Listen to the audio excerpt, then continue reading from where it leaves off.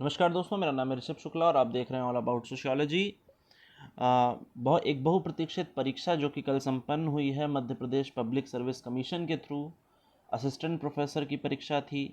इस assistant professor की परीक्षा के लिए लंबे समय से इंतज़ार किया जा रहा था। लंबे समय से जो छात्र थे प्रतियोगी वो इसके लिए तैयारी कर रहे थे और कल फाइनली इसका पेपर हो गया है। प्रश्न पत्र को लेकर के बहुत सी विचार, बहुत सारे बातें सामने आई कि प्रश्न पत्र बहुत कठिन है। कुछ लोगों का मानना है कि हाँ, थोड़ा सा मॉडरेट तो हुआ है इस बार। कुछ लोगों का मानना है कि नहीं नहीं, प्रश्न पत्र अगर इतना भी कठिन नहीं आएगा तो फिर तो बहुत आसान हो जाएगा। लेकिन अगर आप एक सामान्य तौर पर देखें तो जो प्रश्न पत्र का स्तर है वो पिछले बार की परीक्षाओं से या पिछले बार से थोड़ा सा कठिन तो हुआ है। पिछली बार से इसका लेवल थोड़ा सा अप तो हुआ है। तो आज की इस क्लास में हम लोग प्रयास करेंगे इस पेपर को सॉल्व करने का। और इस पेपर को सॉल्व करते समय हम केवल उन्हीं प्रश्नों पर बात करेंगे, हम केवल उन प्रश्नों के बारे में जिन पर कि हम डेफिनेटली 100% श्योर हैं। बाकी इस प्रश्न पत्र की आंसर की को बनाते समय इस बात का ध्यान रखा गया है कि हम ज़्यादा से ज़्यादा सटीक उत्तर आप तक पहुंचाने का प्रयास करें। तो व्यर्थ में समय न गंवाते हुए आइए शुरू करते हैं आज की इस आंसर की को और आरंभ करते हैं आज की वीडियो का। ठीक है, जैसा कि पहला सवाल आप अपनी स्क्रीन पर देख पा रहे हैं। पहला सवाल है, किस समाजशास्त्री ने आधुनिकता से जुड़े हुए भ्रमपूर्ण विचारों का खंडन अपनी पुस्तक मिस्टेकन मॉडर्निटी में किया हुआ है। हम सभी जानते हैं, बहुत ही चर्चित सवाल है, नेट के पेपर में कई बार आया हुआ है कि जो मिस्टेकन मॉडर्निटी जो किताब है वो मिस्टेकन मॉडर्निटी किताब दीपांकर गुप्ता साहब की है। तो इसका आंसर जो है दीपांकर गुप्ता हो जाएगा। आगे देखते हैं, अगला सवाल है, मैकिम मेरियट ने आधुनिक विकास के लिए और परंपराओं के प्रभाव का अध्ययन करने के लिए किस गांव का चयन किया था।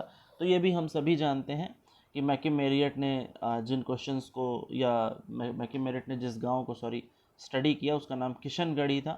किशनगढ़ी गांव की स्टडी मैकिम मेरियट के नाम से आती है। बाकी आप जानते हैं श्रीपुरम, करीमपुर और रामपुर तीनों गांव के स्टडी जिन्होंने की है उनका नाम आप कमेंट सेक्शन में बताएंगे। श्रीपुरम, करीमपुर और रामपुर तीनों ही बहुचर्चित गांव हैं, आप सभी जानते हैं। आगे चलते हैं क्वेश्चन नंबर 3 पर।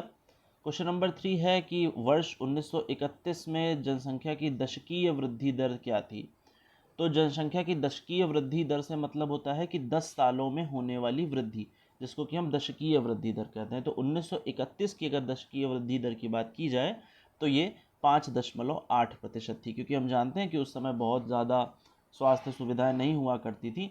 उस समय बहुत ज़्यादा उन्नत तकनीकें नहीं थी, जिसके कारण उस समय जो मृत्यु दर थी वो भी हाई थी, बर्थ रेट थी वो भी हाई थी, जिसके कारण वहाँ की जो दशकीय वृद्धि दर थी वो 5.8 हुआ करती थी। आगे देखते हैं, क्वेश्चन नंबर 4 की तरफ चलेंगे। क्वेश्चन नंबर 4 कह रहा है कि किसने ये दावा किया कि माल्थस ये दावा करने के लिए यहाँ तक चले गए कि व्यापक पैमाने पर नैतिक नियंत्रण वास्तव में सबसे अच्छा साधन था निचले वर्ग की गरीबी को कम करने के लिए। हम जानते हैं कि माल्थस की एक बहुत फेमस क्रिटिक कार्ल मार्क्स भी करते हैं, इसलिए बहुत सारे बच्चों ने इसमें कार्ल मार्क्स लगाया है। लेकिन आपको जानकर आश्चर्य होगा कि इसका आंसर कार्ल मार्क्स नहीं है, इसका आंसर जोफ्रे गिलबर्ट है, जो कि एज इट इज़ कोट मिलता है जोफ्रे गिलबर्ट का नोट्स में। जो जोफ्रे गिलबर्ट का प्रिंसिपल्स ऑफ पॉपुलेशन की जो किताब आई थी माल्थस की, उस पर एक अच्छी क्रिटिक लिखी थी जोफ्रे गिलबर्ट ने, जिसमें कि उन्होंने एज इट इज़ ये लाइन कोट करी है। जब आप इसे इंग्लिश में देखेंगे तो वो एज इट इज़ लाइन वहाँ पर आपको मिल जाती है। तो इसका आंसर जोफ्रे गिलबर्ट हो जाएगा। ठीक है, आइए आगे देखते हैं। क्वेश्चन नंबर 5, क्वेश्चन नंबर 5, 2011 के अनुसार भारत में पुरुष और महिला साक्षरता दर में क्या अंतर है। इसका सही आंसर हो जाएगा 16.23%। तो जो 16.23% है ये मेल लिटरेसी और फीमेल लिटरेसी में अंतर है। Difference between male and female literacy is 16.23%। Okay, चलिए आगे प्रश्न की तरफ देखते हैं। हम सभी जानते हैं कि इंटरप्रिटेटिव अंडरस्टैंडिंग यानी कि निर्वचनात्मक बोध जिसे कहा जाता है, जिसमें कि कई बार हम वर्स्टेहन पढ़ते हैं, मैक्स वेबर की वर्स्टेहन जो इंटरप्रिटेटिव अंडरस्टैंडिंग है उसको देखते हैं। लेकिन इसी के साथ साथ एक नाम और जोड़ा जाता है जो कि हर्मेनेटिक्स के साथ जुड़ करके आता है, जो कि भाष्य विज्ञान के साथ आता है, जिसको कि हर्मेनेटिक्स कहते हैं, जिसमें कि विलियम डिल्थे आ जाते हैं। ठीक है, तो इसका जो सही जवाब हो जाएगा वो विलियम डिल्थे हो जाएगा।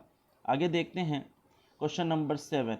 पैरेटो के अनुसार अगर मनुष्य की संपूर्ण क्रियाओं में से तार्किक क्रिया को निकाल दिया जाए तो क्या बचता है। तो क्वेश्चन नंबर 7, जैसा कि नाम से ही पता चल रहा है कि पैरेटो का मानना था कि पूरा जीवन दो तरीके की क्रियाओं में बीतता है। पहले को वो लॉजिकल एक्शन कहते थे और दूसरे को वो नॉन लॉजिकल एक्शन कहते थे। पैरेटो का मानना था अगर हमारे पूरे व्यवहार में से जो 1-2% 3% लॉजिकल एक्शंस होती हैं, अगर हम उनको हटा दें तो जो कुछ भी बचता है वो सब कुछ नॉन लॉजिकल एक्शन बचता है। तो नॉन लॉजिकल एक्शन जो है इसका सही आंसर हो जाएगा। आगे देखते हैं क्वेश्चन नंबर 8। क्वेश्चन नंबर 8 क्या कह रहा है। क्वेश्चन नंबर 8 का मतलब है कि वस्तुएं अस्तित्व में इसलिए हैं क्योंकि हम उन्हें अर्थ प्रदान करते हैं। ध्यान रखेंगे ये बहुत ही इम्पोर्टेंट क्वेश्चन है। कई बार अगर इसमें इस तरीके के प्रश्न एक बार नेट में भी आया है कि जो मीनिंग डाली जाती है वस्तुओं में, किसी भी वस्तु में जो अर्थ डाले जाते हैं वो किस तरीके से डाले जाते हैं, तो इसका सही आंसर मीड हो जाएगा। हालांकि जब आप इसको थोड़ा सा और डीप में स्टडी करते हैं तो इसका सही आंसर ब्लूमर होना चाहिए, लेकिन खैर चूँकि ब्लूमर ऑप्शन में नहीं है इसलिए हम इसको मीड ही इसका आंसर मानेंगे। ठीक है, तो यहाँ इसका आंसर मीड हो जाएगा क्वेश्चन नंबर 8 का। ठीक है, आगे देखते हैं।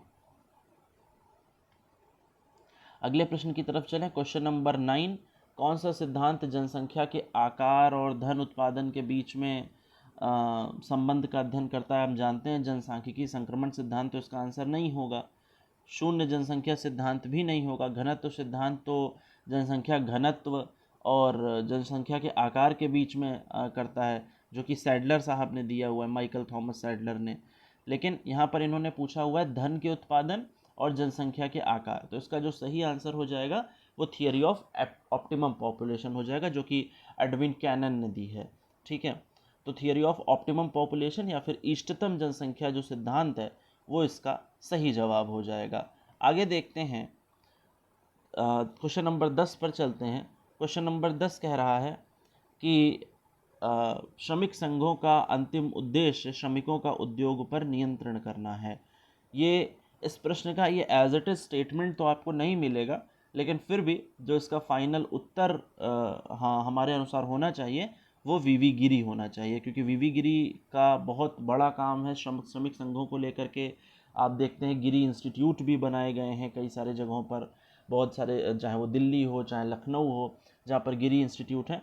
तो क्योंकि श्रमिक संघों को लेकर के वीवी गिरी साहब का बहुत बढ़िया विचार थे, तो इनके हिसाब से अगर हम यहाँ पर देखें तो इसका आंसर जो है वो वीवी गिरी हो जाएगा। अगला प्रश्न है मलिन बस्तियों की सुधार योजना। ये प्रश्न था जिसमें कि बच्चे बहुत कंफ्यूज हुए, क्योंकि जो अगर हम बात करें भारत में तो सबसे पहले 1996 आंसर मिल रहा था इंटरनेट पर, लेकिन फिर भी जब आप इसको बहुत ज़्यादा तलाशेंगे तो एक अंग्रेज़ अधिकारी के द्वारा सबसे पहले मलिन बस्तियों की योजना या मलिन बस्तियों की सुधार योजना को लेकर के एक नीति बनाई गई थी कलकत्ता में, जो कि 1969 में शुरू की गई थी। तो यहाँ पर आपको ध्यान देना होगा कि मलिन बस्तियों के लिए जो सबसे पहली योजना सबसे पहली बार इन्होंने चूँकि मेंशन कर दिया है, तो उसका आंसर 1969 हो जाएगा। आगे देखते हैं ग्रामीण सर्वदेशीयता। ये प्रश्न भी बड़ा बेहतरीन था और इसमें भी ये काफ़ी नया क्वेश्चन था कि ग्रामीण सर्वदेशीयता की अवधारणा किसने दी। क्वेश्चन नंबर 12 का सही आंसर जो हो जाएगा वो ऑस्कर लेविस हो जाएगा। ऑस्कर लेविस आप सभी जानते हैं, एक बहुचर्चित विचारक हैं, तो इसका जो सही आंसर हो जाएगा वो ऑस्कर लेविस हो जाएगा। आगे देखते हैं क्वेश्चन नंबर 13 पूछा है कौन सा युग्म गलत है। आप जानते हैं इंडियन विलेज जो कि शमीरपेट गांव की स्टडी है वो एस.सी. दुबे साहब की है। मजूमदार साहब की स्टडी का नाम रूरल प्रोफाइल है। श्रीनिवास ने जिस गांव का अध्ययन किया इंडियाज विलेजेस, आप कमेंट सेक्शन में बताएंगे वो कौन सा गांव है। इंडियाज विलेजेस में उन्होंने स्टडी करी, लेकिन मदान जो हैं इनकी बुक रूरल इंडिया नहीं है, तो इस हिसाब से इसका जो सही आंसर है वो मदान रूरल इंडिया हो जाएगा। तो जो गलत युग्म है इसमें से वो मदान रूरल इंडिया है। आगे देखते हैं क्वेश्चन नंबर 14। क्वेश्चन नंबर 14 कह रहा है कि सतत विकास की अवधारणाओं निम्न में से किसके मध्य सामंजस्य पर जोर दिया जाता है। हम जानते हैं कि सस्टेनेबल डेवलपमेंट की जो बेसिक फोकस है, सस्टेनेबल डेवलपमेंट जो जिस बात पर सबसे ज़्यादा फोकस करता है वो है हमारा विनाश बिना विकास। हम चाहते हैं कि ऐसा विकास हो जिसमें कि विनाश ना होने पाए। तो हम चाहते हैं कि जो विकास की हम बात करें वो पर्यावरण के हित में भी हो और हमारा विकास भी होता रहे। तो पर्यावरण के बीच में और विकास के बीच में, यानी हमारे डेवलपमेंट की अंधी दौड़ में कहीं हम पर्यावरण को क्षति ना पहुंचा दें, कहीं पर्यावरण को नुकसान ना पहुंचा दें, तो इस बात को ध्यान में रखते हुए हमें देखा जाता है कि पर्यावरण और विकास के मध्य अगर हम सामंजस्य करना सीख जाते हैं तो इसको सस्टेनेबल डेवलपमेंट कहा जाता है। आगे देखते हैं क्वेश्चन नंबर 15।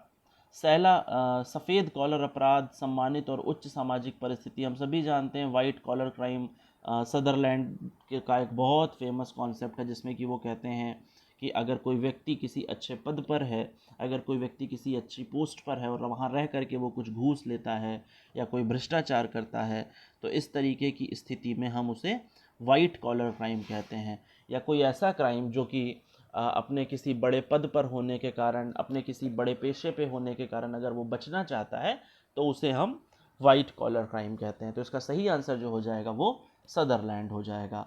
अगला क्वेश्चन है, सैला किस जनजाति का प्रमुख नृत्य है। ये प्रश्न भी चूंकि paper Madhya Pradesh public service commission का है तो इस तरीके के प्रश्न तो अपेक्षित ही थे। तो जो सैला नृत्य है वो एग्जैक्टली गोंड जनजाति में पाया जाता है। गोंड जनजाति में सैला नृत्य होता है, एक आग जला करके और कुछ लकड़ियों की मदद से जो नृत्य किया जाता है वो एक तरीके का सैला नृत्य। आप इंटरनेट पर आप डालेंगे और आपको इसकी वीडियोस मिल जाएंगी, तो आप देख सकते हैं कि सैला नृत्य किस प्रकार से किया जाता है। अगला प्रश्न है कि समाज पर उद्योग का संभावित प्रभाव क्या है। तो उद्योग का संभावित प्रभाव क्या, उद्योग लगने से नौकरियां तो मिलती ही हैं, जी बिल्कुल मिलती हैं, और लेकिन साथ ही साथ इसका एक दुष्परिणाम ये भी होता है कि पर्यावरण के प्रदूषण में भी तीव्र गति से वृद्धि होने लगती है। तो इसका जो सही जवाब हो जाएगा वो ए और बी दोनों हो जाएंगे। ठीक है, तो इसका सही आंसर हो जाएगा ए एवं बी दोनों। अगला सवाल है कि औद्योगिक संबंधों के संदर्भ में नीचे सूचीबद्ध कौन सा विकल्प विवादों को हल करने की विधि के रूप में मान्यता प्राप्त है। आपने अगर एमपीपीएससी का सिलेबस देखा हो तो एमपीपीएससी के सिलेबस में एक बड़ा हिस्सा इंडस्ट्रियल सोशियोलॉजी का था। हालांकि हमारी पेड क्लासेस में अंतिम दिनों में इंडस्ट्रियल सोशियोलॉजी के जितने भी सवाल आए हैं वो सारे सवाल हम लोगों ने डिस्कस किए थे कहीं ना कहीं किसी न किसी तरीके से, तो उसका बड़ा फ़ायदा हमारे स्टूडेंट्स को हुआ।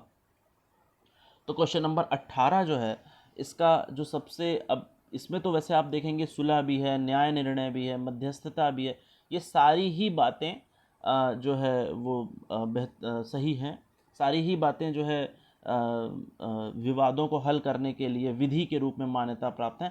लेकिन जब यहाँ पर विधि कह दिया जाता है यानी कानूनी रूप से क्या किया जाएगा, तो कानूनी रूप से फिर हम न्याय निर्णय की बात करते हैं। कानूनी रूप से हम देखते हैं कि हाँ, न्याय निर्णय के लिए व्यक्ति जब जाएगा कि भाई हाँ हमारा इनका डिस्प्यूट हो गया है, अब साहब इसको जो है आप सॉल्ट आउट करा दीजिए, तो इस तरीके की केस में हम देखते हैं कि न्याय निर्णय इसका सही आंसर हो जाएगा।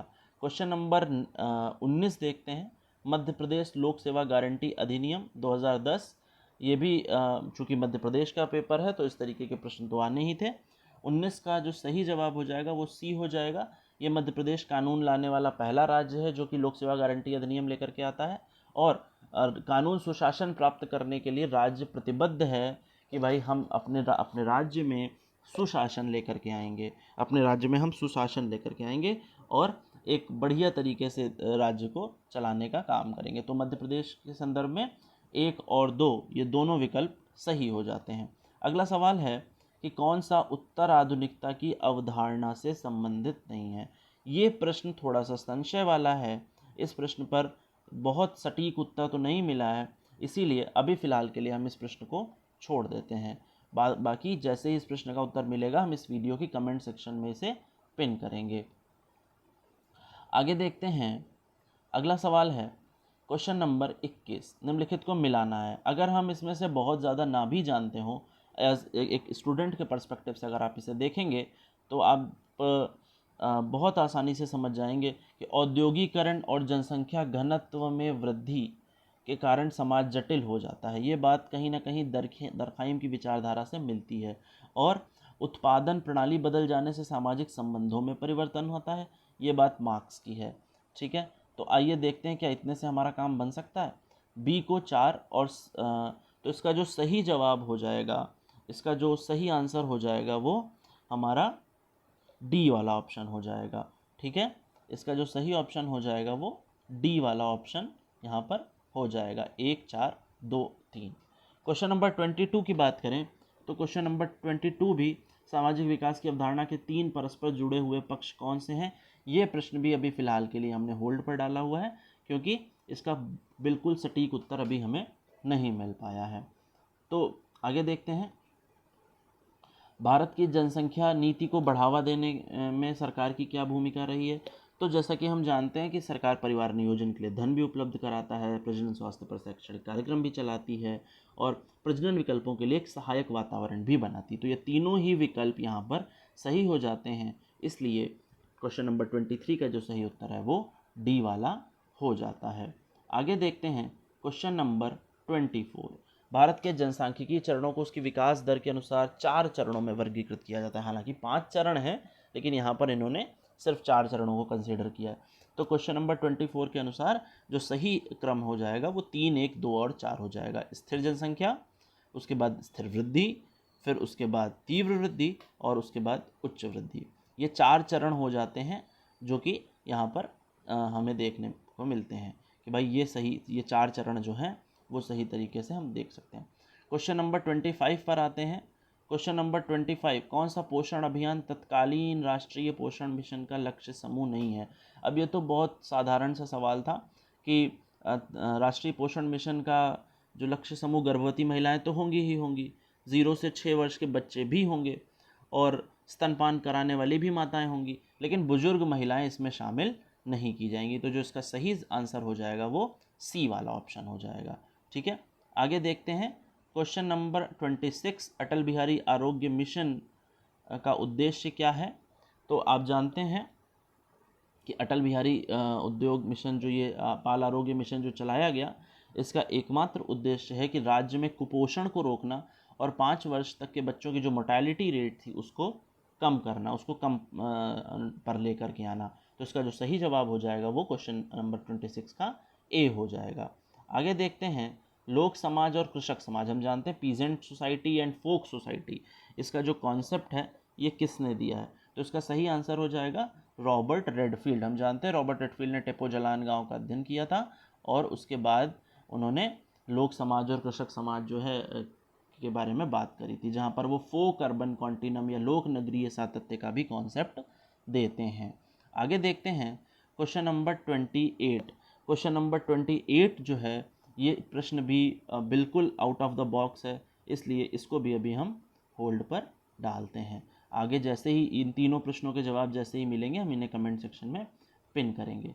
आगे देखते हैं क्वेश्चन नंबर 29, मानवतावाद, बुद्धिवाद और पश्चिमीकरण का एक अंग है। इसका सही आंसर योगेंद्र सिंह हो जाएगा। ठीक है, योगेंद्र सिंह साहब की जो बुक है मॉडर्नाइजेशन ऑफ इंडियन ट्रेडिशन, उसमें बताते हैं कि जो ह्यूमनिज़म है और रैशनलिज़म है ये दोनों ही कहीं ना कहीं पश्चिमीकरण के एक अंग हैं। आगे देखते हैं सोरोकिन और जिमरमैन, बहुत ही इंपॉर्टेंट चीज़ है, बहुत ही इंपॉर्टेंट क्वेश्चन है, हम लोगों ने कई बार इसे अपनी लाइव क्लासेस में पढ़ा हुआ है। सोरोकिन और जिमरमैन के अनुसार ग्रामीण और शहरी क्षेत्रों के बीच कितने मानदंड भिन्न है। तो इसका जो सही जवाब हो जाएगा वो 8 हो जाएगा।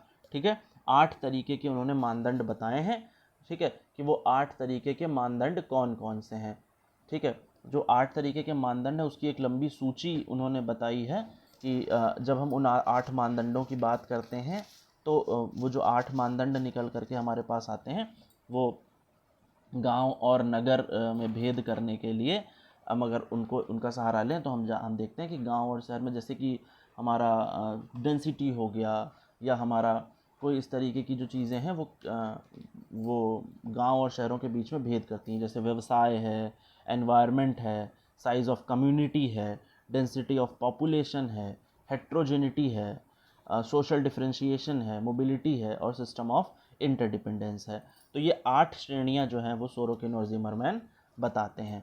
ठीक है, कि व्यवसाय के आधार पर, पर्यावरण के आधार पर, समुदाय के आकार के आधार पर, जनसंख्या के घनत्व के आधार पर, जनसंख्या की समानता और विषमानता के आधार पर, सामाजिक विभेदीकरण और स्तरीकरण के आधार पर, 7वां पॉइंट है गतिशीलता के आधार पर, और 8वां पॉइंट है कि अंतरक्रिया के पैटर्न्स के आधार पर। आगे देखते हैं क्वेश्चन नंबर 31, कौन आधुनिकता का संस्थागत आयाम नहीं है। अगर हम आधुनिकता के संस्थागत आयामों की बात करें तो गिडेंस के अनुसार वैश्वीकरण के या आधुनिकता के 4 आयाम हैं, जो कि सर्विलांस सोसाइटी, पूंजीवाद, उद्योगवाद, लेकिन न्यायपालिका आधुनिकता का संस्थागत आयाम नहीं माना जाता है, इसलिए इसका सही आंसर डी हो जाएगा। आगे देखते हैं क्वेश्चन नंबर 32 की तरफ। किसने कहा सामाजिक घटनाएं चीज़ें हैं, social facts considered as a thing. हम सभी जानते हैं, बहुत ही प्यारा सवाल था हम सभी के लिए, ठीक है। इसका आंसर हो जाएगा एमिल डर्कहाइम, बुक का नाम है the rules of sociological method. आगे देखते हैं क्वेश्चन नंबर 33, शक्ति व्यवस्था का झुकाव उन समूहों के पक्ष में होता है जो गांव के लोगों की आर्थिक अपेक्षाओं को पूरा करते हैं। ये स्टेटमेंट एज इट इज़ कहीं पर भी नहीं मिला है, तो इसलिए अभी फ़िलहाल के लिए हम इस क्वेश्चन को होल्ड पर रखते हैं, क्योंकि जो स्टेटमेंट होते हैं उनको ढूंढने में काफ़ी समय भी लगता है और वो कई बार बहुत आसानी से मिलते भी नहीं हैं। तो इसलिए जैसे ही हमें इसका आंसर मिलेगा हम इसे कमेंट सेक्शन में पिन कर देंगे। क्वेश्चन नंबर 34 की तरफ चलते हैं। किस समाजशास्त्री ने ग्रामीण और शहरी गेमेनशाफ्ट, गेसेलशाफ्ट, हम सभी रट्टा मारते हुए आए बहुत लंबे समय से, इसका आंसर फर्डिनेंड डे टॉनीज हो जाएगा। क्वेश्चन नंबर 35 देखते हैं कि सामूहिक सौदेबाजी, देखा मैंने कहा ना कि इंडस्ट्रियल से बहुत सारे सवाल आए इस बार। सामूहिक सौदेबाजी की कौन सी विशेषता नहीं है, ठीक है। तो इसका जो सही आंसर हो जाएगा क्वेश्चन नंबर 35 का, वो बी हो जाएगा। सामूहिक सौदेबाजी कोई स्थिर प्रक्रिया नहीं है, एक गतिशील प्रक्रिया है, ठीक है, क्योंकि इसमें लगातार जो लेन देन है, कम ज़्यादा करना है, मोल भाव का जो दौर है वो लगातार चलता रहता है। अब एक प्रश्न इसमें मुझे बड़ा अच्छा लगा कि ईस्ट इंडिया कंपनी वाला, जो कि क्वेश्चन नंबर 36 है, ईस्ट इंडिया कंपनी कॉलेज हैलीबुरी में माल्थस की नियुक्ति की गई थी, जिसे क्या कहा जाता था। आप अगर थोड़ा सा इतिहास में रुचि रखते हो तो आप जानेंगे कि ईस्ट इंडिया कंपनी ने कोलकाता में जो कॉलेज खोला, उसका भी आधार यही था कि यहाँ पर हम ये कॉलेज खोलेंगे और यहाँ पर जो हमारे जो सिविल सर्वेंट्स हैं या जो हमारे ब्यूरोक्रेट्स हैं उनको हम ट्रेनिंग देंगे या उनको पढ़ाने के लिए रखेंगे। तो इसी के क्योंकि ये किस आधार पर खुला था, क्योंकि इसके पहले भी ईस्ट इंडिया कंपनी हैलीबुरी में इस तरीके का एक कॉलेज खोल चुकी थी, जिसको कि training centre for the officers recruited, जो ऑफिसर्स रिक्रूट होते थे उनकी नियुक्ति के लिए ये खोला गया था। तो इसका सही आंसर 36 का सी हो जाएगा। आइए देखते हैं क्वेश्चन नंबर 37। क्वेश्चन नंबर 37 का जो सही आंसर है, अनुसूचित जनजातियों व अन्य परंपरागत वनाधिकार अधिनियम, ये मुझे लगता है जो एमपी के लिए पढ़ रहा होगा उसने बिल्कुल कहीं ना कहीं इसको रिवाइज ज़रूर ही किया होगा। तो इसका आंसर 37 का 2006 यानी 2006 हो जाएगा। आदिवासियों का मसीहा किसे कहा जाता है, ये प्रश्न बहुत ही परेशान करने वाला था, क्योंकि इसमें ठक्कर बापा का भी नाम आता है, इसमें बाबा आमटे का भी नाम आता है, लेकिन अभी शुरुआती दौर पर इसे समझने के लिए हम इसका आंसर ठक्कर बापा मानते हैं। हालांकि अगर कोई किसी को इसका सही आंसर विद प्रूफ मिलेगा तो वो नीचे नंबर जो दिया हुआ है उस पर भेजेगा और बाद में हम इसे एडिट कर देंगे या इसका सही आंसर कमेंट सेक्शन में पिन कर देंगे। अभी फ़िलहाल के लिए हम इसका आंसर ठक्कर बापा ही मान रहे हैं। आगे देखते हैं क्वेश्चन नंबर 39, जो कि क्वेश्चन नंबर 39 का आंसर क्या है। एस.सी. दुबे ने किस पुस्तक में लिखा कि भारतीय जनसंख्या का बड़ा हिस्सा अलग अलग। तो हम जानते हैं कि ये क्वेश्चन अगर आपको रेफरेंस चाहिए होगा तो आपको जिस भी क्वेश्चन का रेफरेंस चाहिए होगा आप मुझे मैसेज कर सकते हैं। मेरा नंबर नीचे इस वीडियो के डिस्क्रिप्शन बॉक्स में दिया हुआ है, आप वहाँ से मुझे मैसेज करके उसका रेफरेंस मांग सकते हैं, ठीक है। क्योंकि मैंने पहले ही कहा कि वीडियो में जितने भी आंसर्स बताए गए हैं वो सारे के सारे किसी न किसी रेफरेंस के आधार पर ही बताए गए हैं, ठीक है। तो ये statement as it is the कमार में लिखा मिलता है। द कमार जो इनकी बुक आई थी उसमें ये एज इट इज़ स्टेटमेंट लिखा हुआ मिलता है। आगे देखते हैं क्वेश्चन नंबर 40 को। सामाजिक रूप से स्थापित काम करने के तरीके, बहुत ही बेसिक सवाल था बीए लेवल का। इसका सही आंसर नॉर्म्स हो जाएगा। नॉर्म्स का काम ही यही होता है कि जो नॉर्म्स हम बनाएं वो सोसाइटी में काम कैसे किया जाएगा, उस काम को करने के लिए जो तरीके बनाए जाते हैं, जो एक्सेट पैटर्न्स बनाए जाते हैं, उनको हम नॉर्म्स कहते हैं। आगे देखते हैं क्वेश्चन नंबर 41 की तरफ। 41 है कि जो भूमिका एक अभिनेता मंच पर निभाता है उसे कभी कागज़ के रोल पर लिखा गया है। ये बहुत फेमस कोट है, अगर आप इसे नॉर्मल इंग्लिश में इंटरनेट पर डालेंगे तो आपको आसानी से मिल जाएगा, टालकट पार्सन्स का। ये एक कोट भी है ना, जैसे कुछ लोग कोट लिखते हैं, तो ये जो कोट है वो टालकट पार्सन्स का है, जो कि बड़ा फेमस भी है, आप इंटरनेट पर से आसानी से ढूंढ सकते हैं। ठीक है, आगे देखते हैं क्वेश्चन नंबर 42। कार्ल मार्क्स के अनुसार दरिद्रता के क्या परिणाम हैं? दरिद्रता यानी कि पावर्टी, जब हम बात करते हैं या हम बात करते हैं गरीबी की, तो दरिद्रता जो है उसके क्या परिणाम निकल सकते हैं, या किसका वो परिणाम है, इन्होंने पूछा है कि दरिद्रता किसका रिजल्ट है, आउटकम किसका है। तो इसका जो सही आंसर हो जाएगा क्वेश्चन नंबर 42 का, वो शोषण हो जाएगा, क्योंकि कार्ल मार्क्स का मानना था जो एक्सप्लॉयटेशन है, जो शोषण है, वो जब ज़्यादा हो जाता है तो उसके कारण जो श्रमिक वर्ग है वो गरीब हो जाता है। तो इसका सही आंसर एक्सप्लॉयटेशन हो जाएगा, जिसके कारण rich becomes richer and poor becomes poorer, अमीर और अमीर होते चले जाते हैं, गरीब और गरीब होते चले जाते हैं। अगला क्वेश्चन है question number 43। Gods and man पुस्तक के लेखक कौन है? गॉड्स एंड मैन जो बुक आई, ये बड़ी फेमस बुक है, और मुझे लगता है सबका सही हुआ होगा ये क्वेश्चन। इसका सही जवाब जीएस घुरिये है, गोविंद सदाशिव घुरिये, जो कि फादर ऑफ इंडियन सोशियोलॉजी भी माने जाते हैं, उन्होंने ये बुक लिखी है। अगला क्वेश्चन है क्वेश्चन नंबर 44। कारखाना व्यवस्था में डैश की आवश्यक विशेषता नहीं है। तो आप जानते हैं कि कारखाना व्यवस्था में मुक्त श्रम की कोई गुंजाइश नहीं है। फ्री लेबर वहाँ पर क्या करेगा भाई? वहाँ पर फ्री लेबर की कोई ज़रूरत नहीं होती है, या कोई उसकी खास विशेषता नहीं है फ्री लेबर। ठीक है, आगे देखते हैं क्वेश्चन नंबर 45 की तरफ। निम्नलिखित में से किस विद्वान ने जजमानी व्यवस्था को प्रकार्यात्मक फंक्शनल पर्सपेक्टिव से अच्छा अर्थव्यवस्था माना है? ये क्वेश्चन भी आपको एज इट इज़ इग्नू के किसी भी नॉर्मल, अगर आप जजमानी व्यवस्था पर कोई पीडीएफ देखते हैं तो वहाँ पर आपको मिल जाता है। इसका सही आंसर ऑस्कर लेविस है। हालांकि मुझे लगता है बहुत सारे लोगों ने इसका आंसर विलियम एच वाइज़र लगाया होगा, लेकिन विलियम एच वाइज़र इसका आंसर नहीं है। इसका सही आंसर ऑस्कर लेविस है। ऑस्कर लेविस ने इसको एज इट इज़ कोट किया है, एज इट इज़ इस लाइन को इंग्लिश में जो है कि jajmani system is a good functional economy, ऐसा करके उन्होंने एज इट इज़ इस व्यवस्था को कोट किया है। अगला क्वेश्चन है पॉपुलेशन एजुकेशन। क्वेश्चन नंबर 46 भी बढ़िया क्वेश्चन था कि जनसंख्या शिक्षा की अवधारणा किसने प्रस्तुत की है? तो जनसंख्या शिक्षा की जो अवधारणा है दोस्तों, उसको देने का जो श्रेय है वो आर.एस. वेलेंड को जाता है, एस.आर. वेलेंड को जाता है। ये एज इट इज़ क्वेश्चन आपको मिल जाएगा और विद रेफरेंस मिल जाएगा। तो एस.आर. वेलैंड इसका सही ऑप्शन हो जाएगा। ठीक है, अगला क्वेश्चन था कि पर्ल प्रेगनेंसी इंडेक्स किससे संबंधित है? तो पर्ल प्रेगनेंसी इंडेक्स जो होता है दोस्तों, वो हमारा परिवार नियोजन से रिलेटेड होता है, फैमिली प्लानिंग से रिलेटेड होता है, जिसको कि हम पर्ल प्रेगनेंसी कहते हैं, कि हम जब चाहेंगे तब हम बच्चे पैदा करेंगे, और तब तक के लिए फैमिली प्लानिंग के तरीकों पर जोर देंगे। ठीक है, तो इसे पर्ल प्रेगनेंसी कहा जाता है।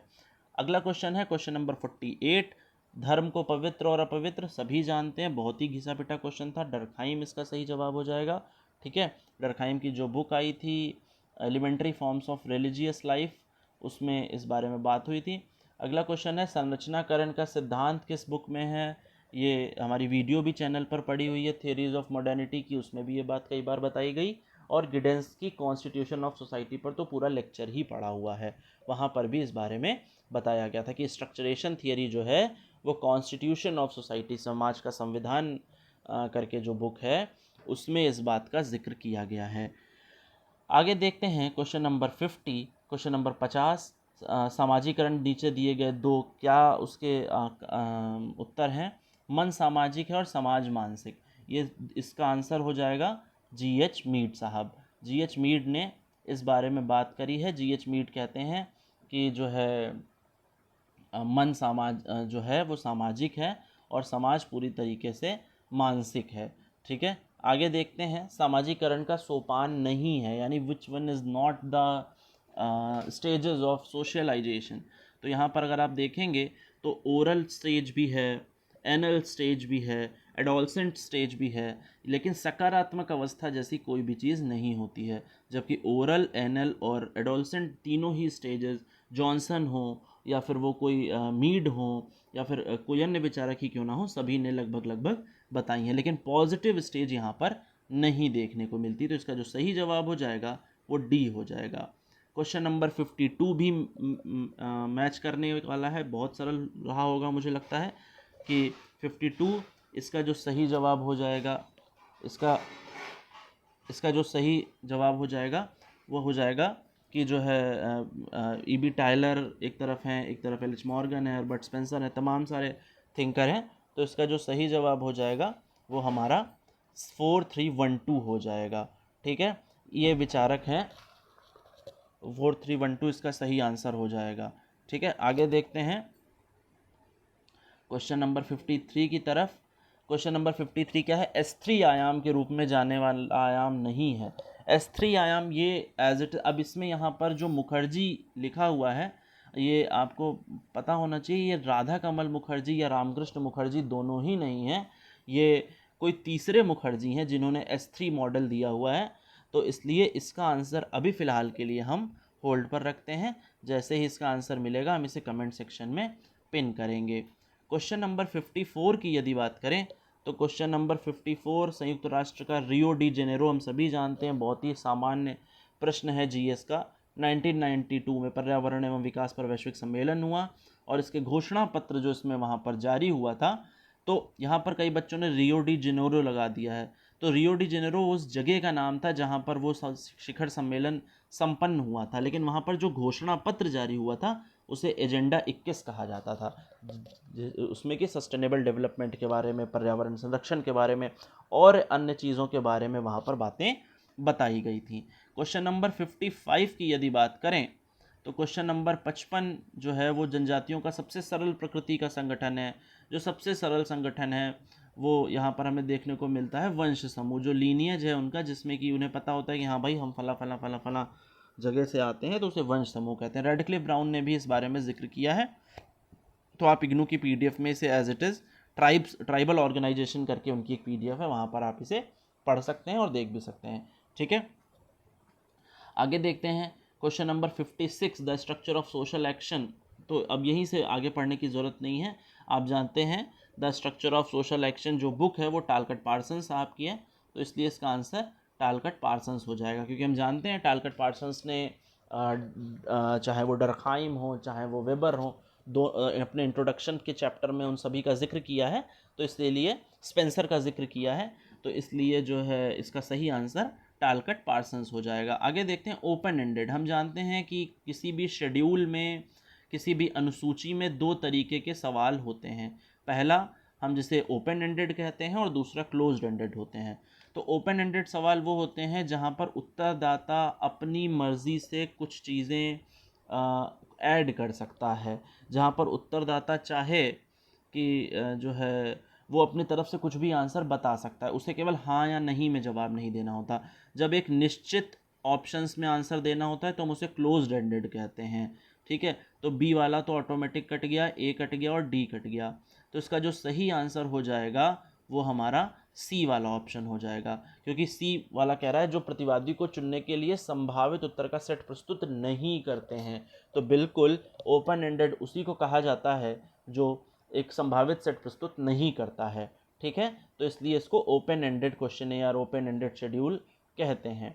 ठीक है, एक है गैर संभाव्यता यानी नॉन प्रोबेबिलिटी सैम्पलिंग नहीं है। तो हम जानते हैं कि प्रोबेबिलिटी सैम्पलिंग वो होती है जिसमें each and every units has a equal chance to being selected, जहाँ पर सभी इकाइयों के पास चुने जाने की संभावना बराबर होती है, उसे हम रैंडम सैम्पलिंग या फिर संभाव्यता निदर्शन कहते हैं। ठीक है, प्रोबेबिलिटी सैम्पलिंग कहते हैं। लेकिन यहाँ पर हमारे पास जो भी सैम्पलिंग दी है, चाहे वो निर्णय नमूना हो, चाहे वो कोटा नमूना हो और चाहे वो स्नोबॉल हो, ये तीनों ही नॉन प्रोबेबिलिटी सैम्पलिंग होती हैं, जबकि रैंडम सैम्पलिंग जो है वो एक प्रोबेबिलिटी सैम्पलिंग के अंतर्गत आती है। इसीलिए इसका सही जवाब जो हो जाएगा वो रैंडम सैम्पलिंग हो जाएगा। आगे देखते हैं क्वेश्चन नंबर 59 हिंदू जजमानी व्यवस्था। हिंदू जजमानी सिस्टम, आप सभी ने ये किताब बहुत अच्छे से याद करी हुई है, बहुत अच्छे से रटी हुई है, तो इसका जो सही जवाब हो जाएगा वो विलियम एच वाइज़र हो जाएगा। विलियम एच वाइज़र ने हिंदू जजमानी सिस्टम पर खूब बात करी है। अगला सवाल है लाहिड़ी बाई का संबंध किससे है? तो आप जानते हैं जो लाहिड़ी बाई थी ये जो है मिलेट से संबंधित है, इन्हें मिलेट क्वीन भी कहा जाता है, मिलेट क्वीन भी कहा जाता है, ये भी एक इम्पॉर्टेंट सवाल हो सकती है, ठीक है। मिलेट क्वीन भी कहा जाता है इन्हें, लाहिड़ी बाई को, ठीक है। आगे देखते हैं क्वेश्चन नंबर 61 की तरफ चलते हैं। प्रमाप अथवा प्रमाणिक विचलन विधि का प्रतिपादन कार्ल पियर्सन ने किस वर्ष किया था? अच्छा सवाल था, लेकिन अब ईयर तो मुझे नहीं लगता है किसी को याद होगा, ठीक है। तो 61 का जो सही सवाल था वो 1893 है, 1893 में इसका जो है प्रतिपादन किया था कार्ल पियर्सन ने। अगला सवाल था कि रथियास किस जनजाति की उपजाति है? वैसे तो आपको ये ऐसे नहीं मिलेगा, लेकिन जब आप इस पर थोड़ा सा डीप जाएंगे और ट्राइब्स की जो लिंग्विस्टिक फैमिलीज़ हैं उनके अकॉर्डिंग एक क्लासिफिकेशन देखेंगे तो आपको पता चलेगा कि जो रथियास ट्राइब है या रथियास जो सब ट्राइब है वो हमारी भील जनजाति की एक ट्राइब है, ठीक है। तो इसका सही आंसर भील हो जाएगा। क्वेश्चन नंबर 63 की बात करें तो लिटिल कम्युनिटी के बारे में पूछा गया है। मानव सभ्यता के इतिहास में मनुष्य जीवन का संघर्ष प्रबल स्वरूप है, लघु समुदाय की यह परिभाषा किसने दी है? तो हम जानते हैं लिटिल कम्युनिटी के बारे में ये डेफिनेशन रॉबर्ट रेडफील्ड की है, जो कि वो हमें देखने को मिलती है कि रॉबर्ट रेडफील्ड ने लिटिल कम्युनिटी को कैसे परिभाषित किया है। अगला प्रश्न है क्वेश्चन नंबर 64, निम्नलिखित में से कौन सामाजिक संरचना को प्रमुख समूहों और संस्थाओं का समूह मानता है जो संस्थाओं का निर्माण करते हैं? ये परिभाषा भी मुझे लगता है आप सभी ने पढ़ी होगी, कहीं ना कहीं देखी होगी। तो इसका जो सही स्टेटमेंट, ये जो स्टेटमेंट है एज इट इज़ आपको मॉरिस जिन्सबर्ग का है, ठीक है, जो कि आपको देखने को मिलता है। आगे देखते हैं योगेंद्र सिंह, क्वेश्चन नंबर 65। योगेंद्र सिंह के अनुसार एथनिक ग्रुप कल्चर और सोशल स्ट्रक्चर में जो अलग अलग आयामों के क्षेत्र पर डैश संस्कृति और डैश पर समरूपता प्रदर्शित करता है। तो इसका जो सही जवाब हो जाएगा, इसका जो सही आंसर हो जाएगा वो परंपरा और धार्मिक संस्कारों हो जाएगा।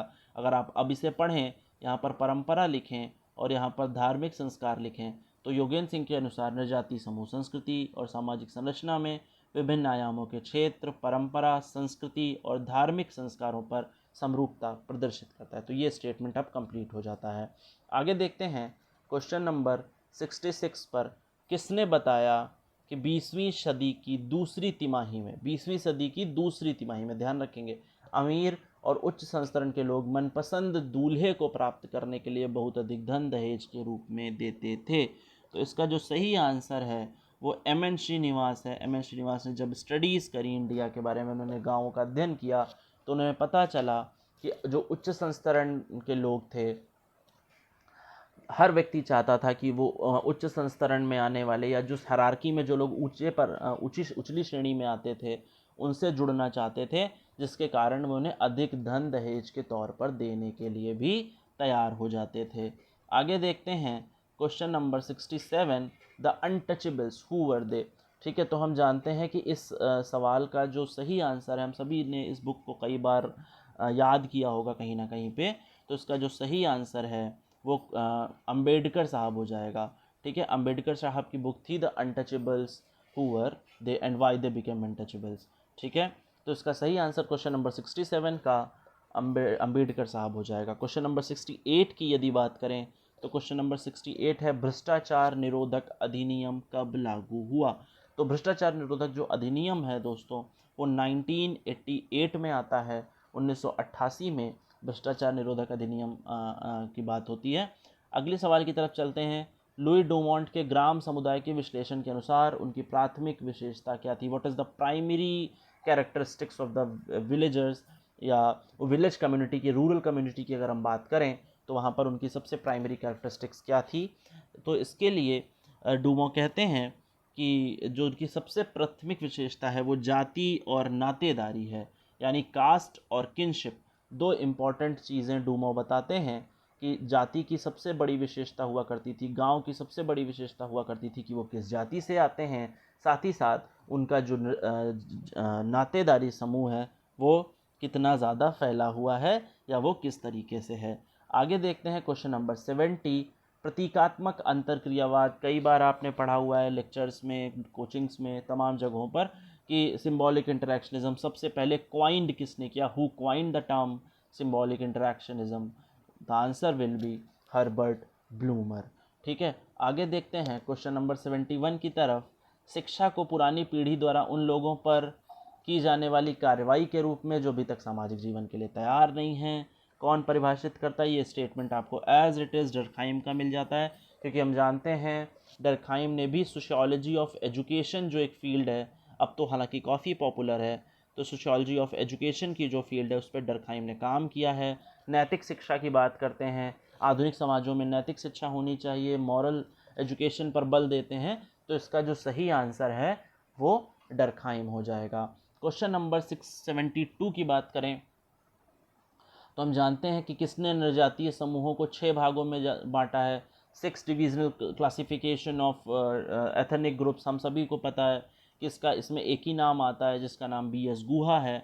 बी.एस. गुहा ने 6 भागों में इस बात को बांटा है, और बहुत जब भी हम लोग ट्राइब पढ़ते हैं तो बी.एस. गुहा का क्लासिफिकेशन, डी.एन. मजुमदार का क्लासिफिकेशन, हर्बर्ट रिजले का क्लासिफिकेशन, ये तो पढ़ते ही पढ़ते हैं। ठीक है, तो इसका सही आंसर बी.एस. गुहा हो जाएगा। 6 उन्होंने बांटा है, 6 वर्गीय क्लासिफिकेशन इस बात का किया है। अगर हम देखें प्रत्येक संरचनात्मक इकाई, नेट जेआरएफ में पूछा जाने वाला सवाल था और उसी को रिपीट कर दिया गया। नेट जेआरएफ का पीवाईक्यू है कि किसने कहा संरचनात्मक कि किसी भी स्ट्रक्चरल यूनिट में each and every unit has its functional role, उसका एक प्रकारात्मक भूमिका होती है, तो इसका सही आंसर रेडक्लिफ ब्राउन हो जाएगा। तो क्वेश्चन नंबर 73 का सही आंसर रेडक्लिफ ब्राउन है। अगला सवाल था कौन सी शोध तकनीक, सब क्वेश्चन नंबर 74 ग्राफिकल या संख्यात्मक डेटा के प्रतिनिधित्व पर आधारित है। तो इसका जो सही जवाब है, जब हम किसी का ग्राफिकल रिप्रेजेंटेशन करते हैं और साथ ही साथ इन्होंने क्वेश्चंस में ही पूछ लिया कि न्यूमेरिकल रिप्रेजेंटेशन की बात आ गई, तो जाहिर सी बात है डेटा विल बी क्वांटिटेटिव। ठीक है, डेटा जो होगा वो क्वांटिटेटिव हो जाएगा। आगे देखते हैं क्वेश्चन नंबर 75। सतत विकास के जो लक्ष्य हैं, जिन्हें कि हम सस्टेनेबल डेवलपमेंट गोल्स भी कहते हैं, सहस्राब्दी विकास लक्ष्य भी कहते हैं, इनको प्राप्त करने का लक्ष्य हम सभी जानते हैं, बहुत कॉमन सवाल है, हम लोगों ने इसे नेट के फर्स्ट पेपर में भी पढ़ा एनवायरनमेंट में, जैसे कि 2030 यानी कि 2030 तक प्राप्त करने का जो लक्ष्य है वो है। आगे देखते हैं मध्य प्रदेश की ऊर्जा राजधानी किसे कहा जाता है। हम जानते हैं सिंगरौली में चूंकि बहुत बड़ा ऊर्जा संयंत्र लगाया गया है, इसीलिए सिंगरौली को ऊर्जा राजधानी भी कहा जाता है। तो 76 का जो सही आंसर हो जाएगा वो सिंगरौली हो जाएगा। आगे देखते हैं ग्रामीण समुदाय लघु गणतंत्र है, हम सभी जानते हैं, इसका आंसर चार्ल्स मेटकॉफ है। एज इट इज़ ये आंसर आपको रूरल लाइफ में या किसी भी रूरल की जब आप बुक पढ़ेंगे अगर इंग्लिश की, तो उसमें आपको ये स्टेटमेंट एज इट इज़ मिल जाएगा। ठीक है, आगे देखते हैं क्वेश्चन नंबर 78। जिम्मेदार प्रवासन और लोगों की गतिशीलता से संबंधित सतत विकास लक्ष्य कौन सा है। कई बार नेट के फर्स्ट पेपर को पढ़ाते समय भी मैंने इस बात का जिक्र किया है कि आप जब नेट के लिए फर्स्ट पेपर पढ़ें तो एटलीस्ट जितने भी सस्टेनेबल डेवलपमेंट गोल्स हैं, एटलीस्ट जो मेजर गोल्स हैं उनको तो आप एक बार देख ही लें।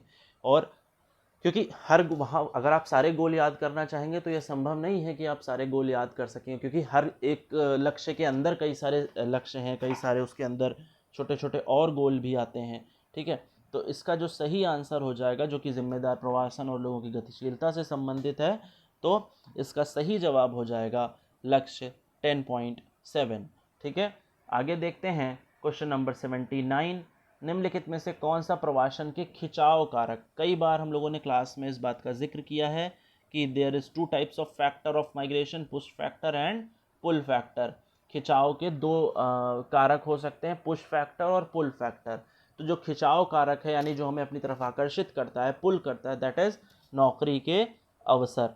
ठीक है, नौकरी के अवसर जहाँ पर ज़्यादा होते हैं, हम देखते हैं जनसंख्या वहाँ पर ज़्यादा जाना पसंद करती है और वहाँ पर पलायन ज़्यादा होने लगता है। क्वेश्चन नंबर 80 की बात करें तो क्वेश्चन नंबर 80, विश्व प्रजनन सर्वेक्षण कार्यक्रम की स्थापना किस संगठन ने की है। ये कह रहे हैं कि जो विश्व प्रजनन सर्वेक्षण कार्यक्रम है उसे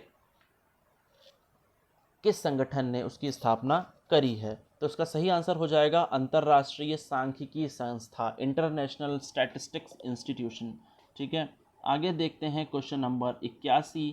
अलगाव की अवधारणा से संबंधित कौन सा कथन गलत है। तो 81 नंबर क्वेश्चन का जो सही आंसर है कि अलगाव कभी वर्ग के कारण तो होता है लेकिन जाति का वर्चस्व नहीं है। ठीक है, जाति का वर्चस्व अलगाव का कारण नहीं है, जबकि private property is the factor, division of labour is the factor and exploitation is also the factor. लेकिन वर्ग और जाति कभी भी अलगाव का कारण नहीं होते हैं। आगे देखते हैं क्वेश्चन नंबर 82, मजदूर संघ अधिनियम कौन से वर्ष पारित होता है? तो क्वेश्चन नंबर 82 का आंसर जो है मजदूर संघ अधिनियम 1925 में आता है। आगे क्वेश्चन नंबर 83 है नियो फंक्शनलिज्म एंड बियॉन्ड। इसे आप चैनल पर फंक्शनलिज्म की एक वीडियो भी पूरी पड़ी हुई थी, जिसमें कि काफ़ी डिटेल में फंक्शनलिज्म और नियो फंक्शनलिज्म को चर्चा किया गया था, जिसमें कि बताया था कि नियो फंक्शनलिज्म की क्या खासियतें हैं, जिसमें कि 4 खासियतें उन्होंने बताई थी, और वो आप वीडियो में देख सकते हैं। जेफरी सी अलेक्जेंडर इसका सही आंसर हो जाएगा। आगे देखते हैं क्वेश्चन नंबर 84, हेबरमास के नव मार्क्सवादी सिद्धांत का आधार क्या है? हम जानते हैं कि Habermas talks about ideal speech situation, आदर्श कथन परिस्थिति के बारे में हेबरमास बात करते हैं। और हेबरमास का मानना था कि जब तक ये आइडियल स्पीच सिचुएशन नहीं आएगी, जब तक थियरी ऑफ कम्युनिकेटिव एक्शन नहीं आएगी, लोग जब तक कम्युनिकेट करना नहीं शुरू करेंगे, and for this Habermas is also talks about the public sphere, है ना, द लाइफ वर्ल्ड जो है। तो इसीलिए क्वेश्चन नंबर 84 का जो सही आंसर हो जाएगा वो अभिव्यक्तिशीलता और भाषा हो जाएगा, क्योंकि इमेंसिपेशन की बात करते हैं हेबरमास। हेबरमास कहते हैं कि अगर हम इमेंसिपेट होना चाहते हैं ट्रेडिशन से, अगर हम इमेंसिपेट होना चाहते हैं किसी भी तरीके के अंधविश्वासों से, तो इसका एकमात्र तरीका होगा, इसका एकमात्र रास्ता हो सकता है कि हम अपनी चीज़ों की अभिव्यक्ति करना शुरू करें। हम जब तक अभिव्यक्ति नहीं करेंगे तब तक वो चीज़ नहीं हो सकती। डूमो क्या कह रहे हैं क्वेश्चन नंबर 85 में? डूमो के अनुसार एक ऐसा संबंध है जो छोटे और बड़े के बीच का संबंध है, या सटीक रूप से उनके बीच का संबंध है, जो सम्मिलित करता है वह जो सम्मिलित है। अब यहीं पर हिंदी और अंग्रेज़ी थोड़ी सी दिक्कत में आ जाती है। ये परिभाषा शायद आपको ना समझ में आ रही हो, लेकिन जब आप इसे अंग्रेज़ी में देखेंगे तो ये परिभाषा आपको समझ में आ जाएगी। यहाँ पर बात हो रही है हैरारिकल रिलेशन की, जो कि जाति में पाए जाते हैं। जाति में जो सोपानक्रम की व्यवस्था है उसकी बारे में यहाँ पर बात हो रही है। क्वेश्चन नंबर 86 की यदि आप बात करें तो क्वेश्चन नंबर 86 का जो सही जवाब हो जाएगा वो है पार्सन्स। पार्सन्स स्ट्रैटिफिकेशन के बारे में बात करते हैं, और पार्सन्स का मानना है कि जो स्ट्रैटिफिकेशन है, जो हमारा स्तरीकरण है, वो एक तरीके की ऐसी व्यवस्था है हम जिसमें जो सामान्य प्रणाली एक तरीके से है। इसीलिए पार्सन्स को हम स्ट्रैटिफिकेशन की थ्योरी में, चाहे वो किंग्सले डेविस हो, विल्बर्ट ई मूरे हों और पार्सन्स भी हों, इन सभी को सोशल स्ट्रैटिफिकेशन की थ्योरी में डिटेल में पढ़ाया जाता है। क्वेश्चन नंबर 87 यदि देखा जाए तो किसने इंगित किया सामाजिक गतिशीलता? इसका सीधा आंसर आपको मिल जाएगा, इसका आंसर है लिप्सेट और बेंडिक्स। ठीक है, तो इस सवाल का सही क्वेश्चन नंबर 87 का जो सही आंसर हो जाएगा वो लिप्सेट और बेंडिक्स हो जाएगा। आगे देखते हैं क्वेश्चन नंबर 88। क्वेश्चन नंबर 88, नौकरशाही एक प्रशासकीय व्यवस्था है। इसका सही answer as it is Max Weber है, जो कि आपको कोटेशन भी मिल जाएगी। क्वेश्चन नंबर 89, लर्नर के अनुसार निम्नलिखित में से आधुनिकीकृत की कौन सी विशेषता नहीं है? इसका जो बहुत ज़्यादा मतलब एज इट इज़ आंसर तो आपको कहीं नहीं मिलेगा। अब पता नहीं है MPPSC इसका क्या आंसर माने, लेकिन फिर भी मैंने जितना ढूंढा उस हिसाब से इसका आंसर अनुरूपता है, यानी कि कन्फर्मिटी है।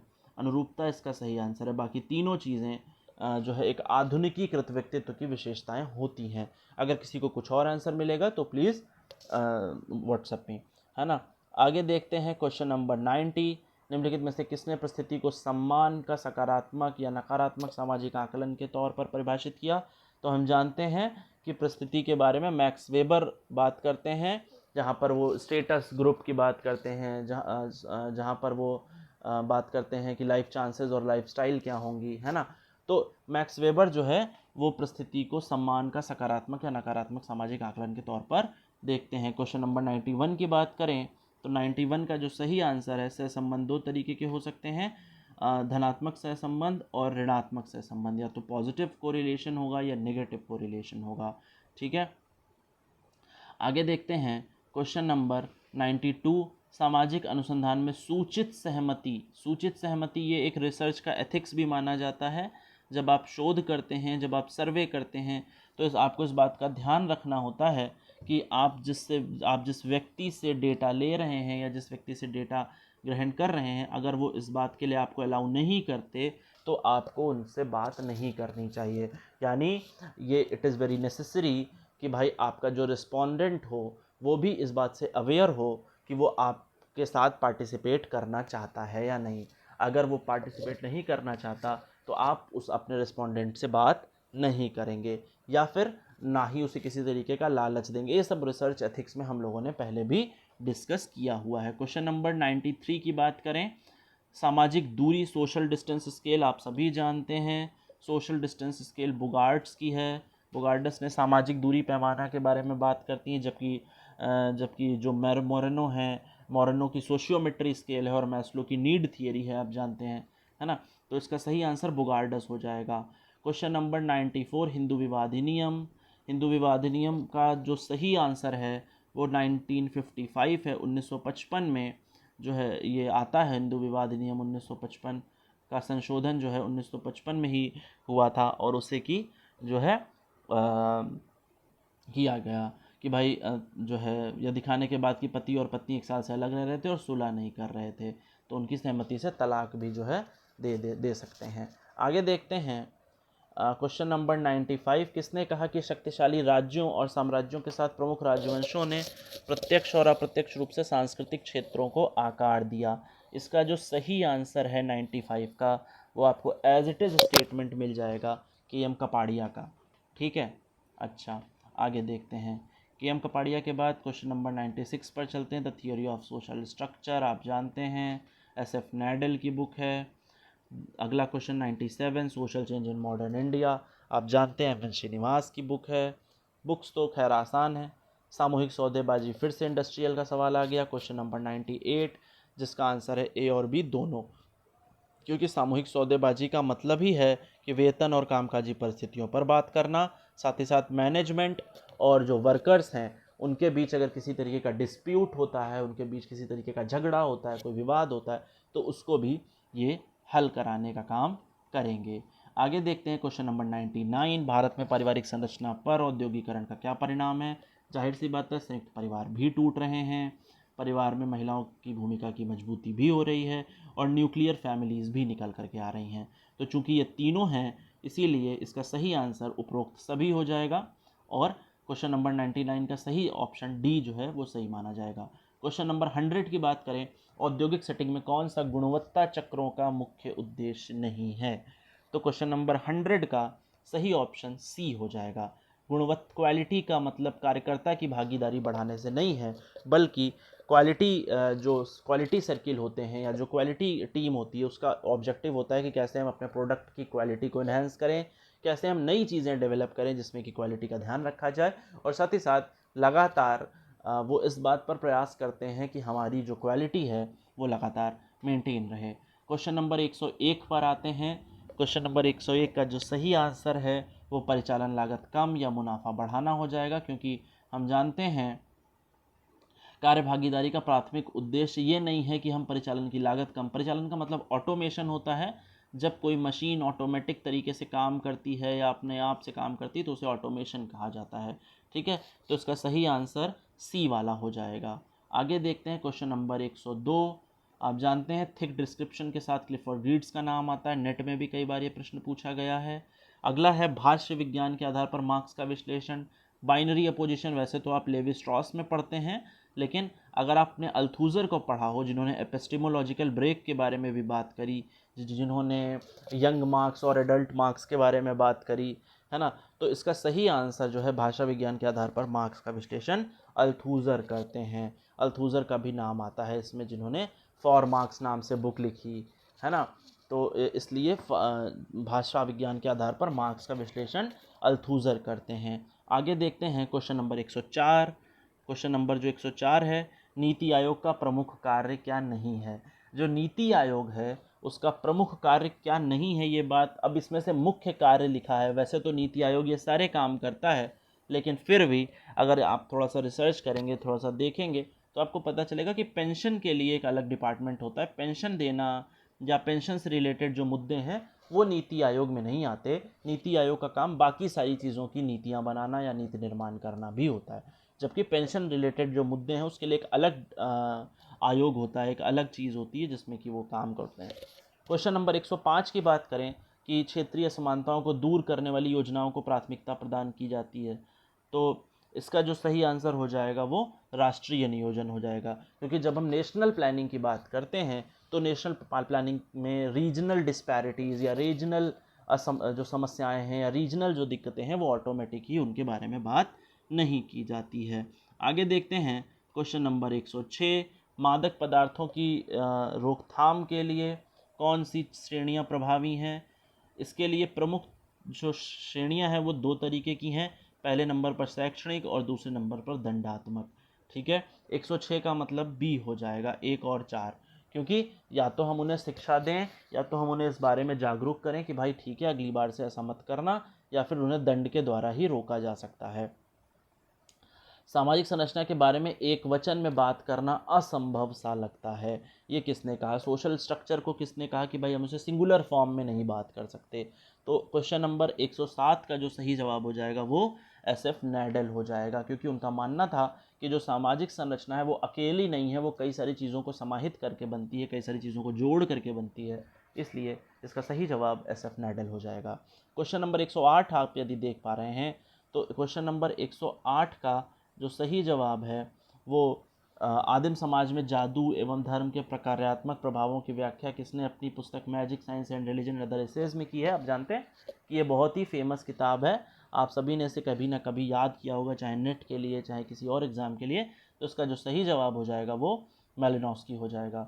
Magic science and religion and other essays में वो इस बारे में बात करते हैं।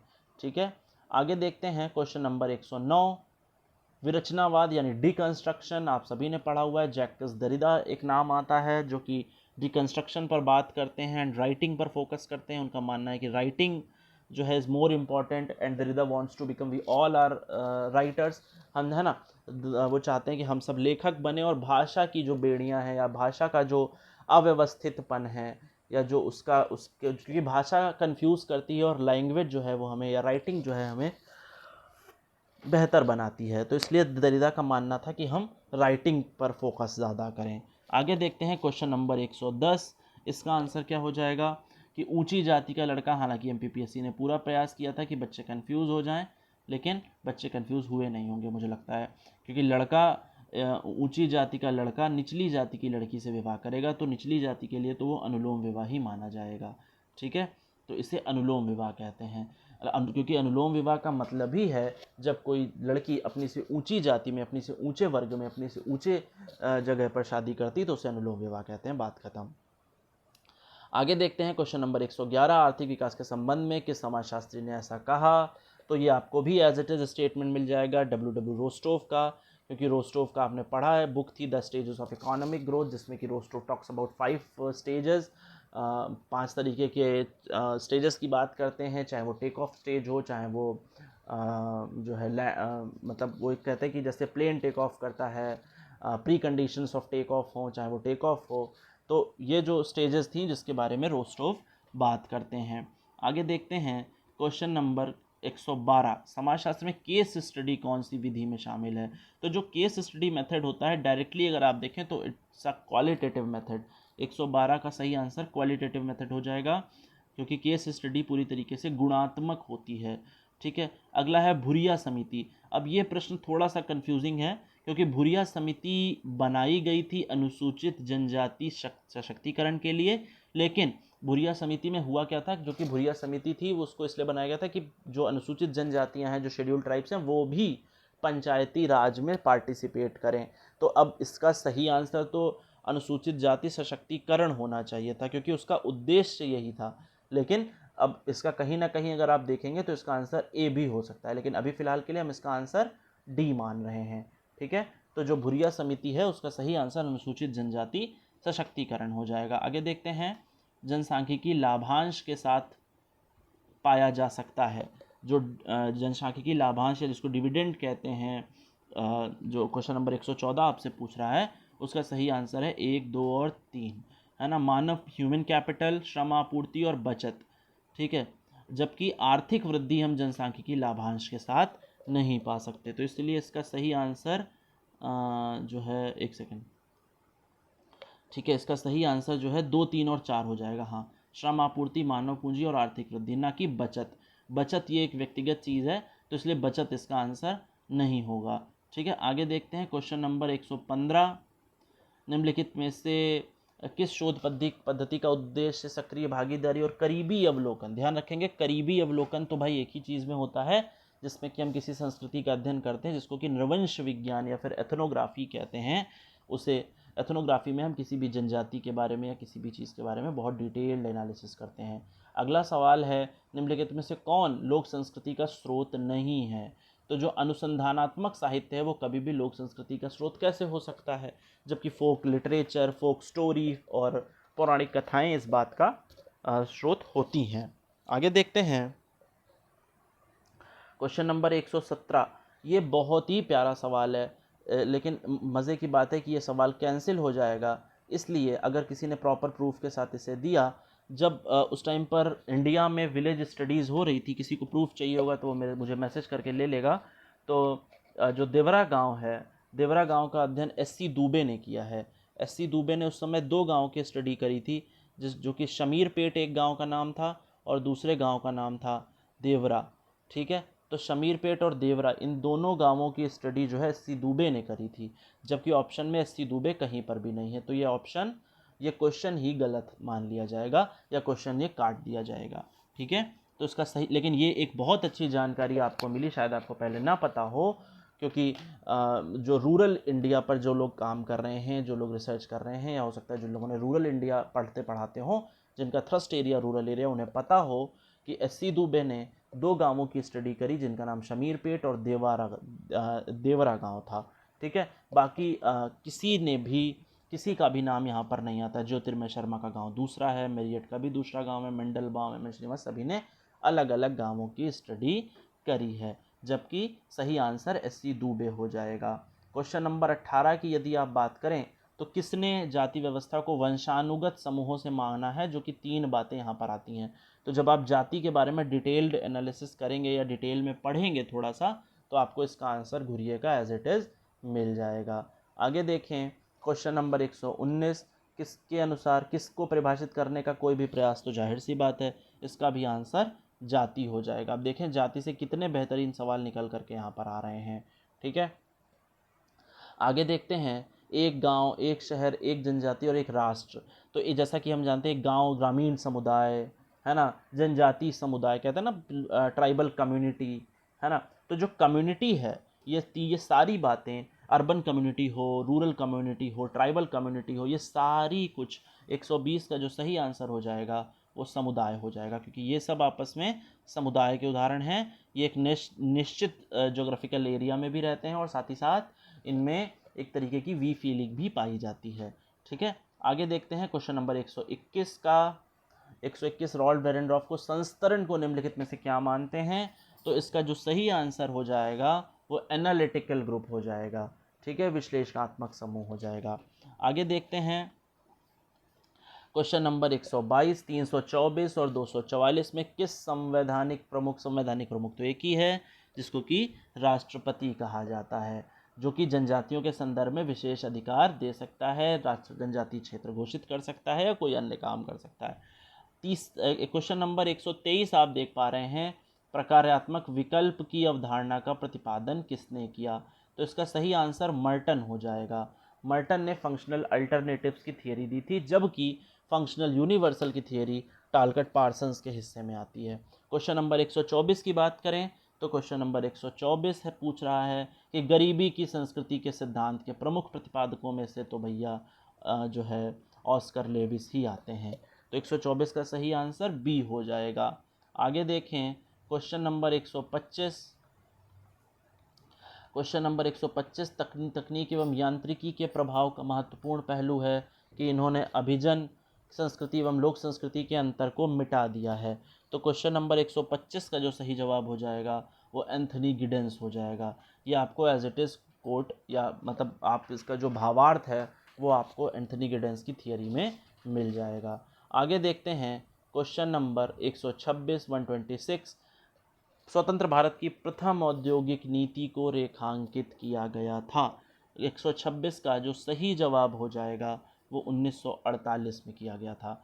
ठीक है, आगे देखते हैं पंचायती राज की जीवन रेखा। ये प्रश्न हो सकता है आपको कहीं पर इसका एज इट इज़ उत्तर ना मिले, क्योंकि लाइफलाइन ऑफ पंचायती राज ये बात आपको कहीं लिखी नहीं मिलेगी, लेकिन उसके बावजूद भी जो इसका सही आंसर है या सही आंसर होना चाहिए वो हो जाएगा आपका ग्राम पंचायत, क्योंकि ग्राम पंचायत ही वो कड़ी है जो कि लोकतांत्रिक विकेंद्रीकरण को जोड़ती है।